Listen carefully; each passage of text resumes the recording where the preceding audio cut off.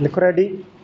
महोदय, इस संबंध में दिन प्रतिदिन बढ़ने वाले भ्रष्टाचार की समाप्ति के लिए और कर्मचारियों के रवैये के संबंध में माननीय सदस्यों ने विचार प्रकट किए। विराम।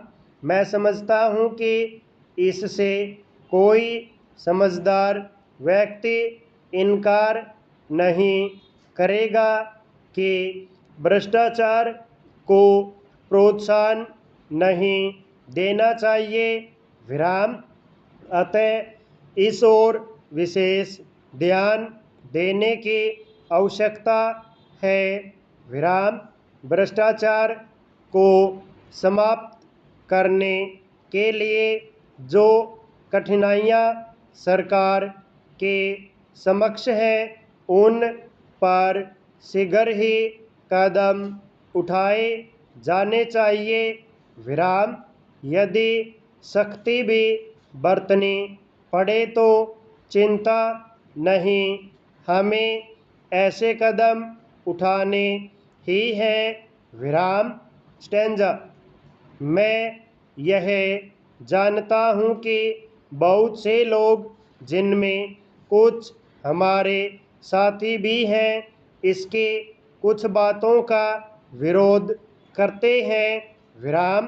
परंतु यदि हम देश की उन्नति चाहते हैं, यदि हम देश को आगे बढ़ाना चाहते हैं और विशेषकर यदि आप समाजवादी ढांचे के आधार पर, जिसको कि कांग्रेस ने देश के लिए निश्चित किया है, इस देश की व्यवस्था करना चाहते हैं, तो हमारे लिए आवश्यक है कि हम इस तरह से कदम उठाएं कि जिससे लोगों को अपनी जीविका सुंदर ढंग से कमाने के लिए साधन जुट जाएं। विराम।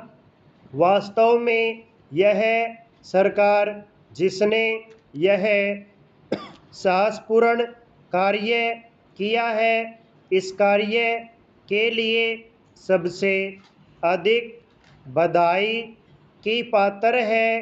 विराम।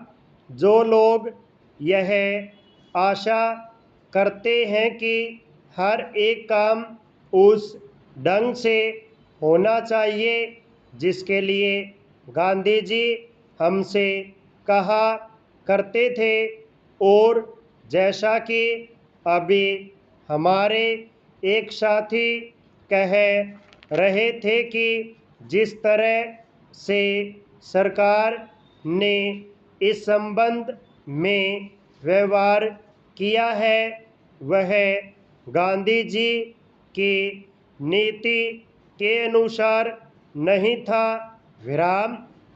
यही नहीं, उन्होंने तो एक तरह से कांग्रेस ने जो समाजवादी ढांचे पर समाज की व्यवस्था की नीति अपनाई है, उसका विरोध किया।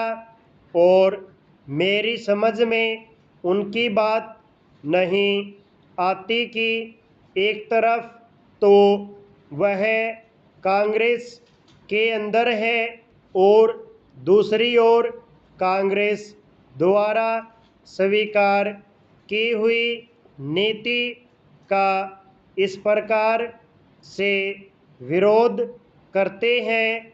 विराम।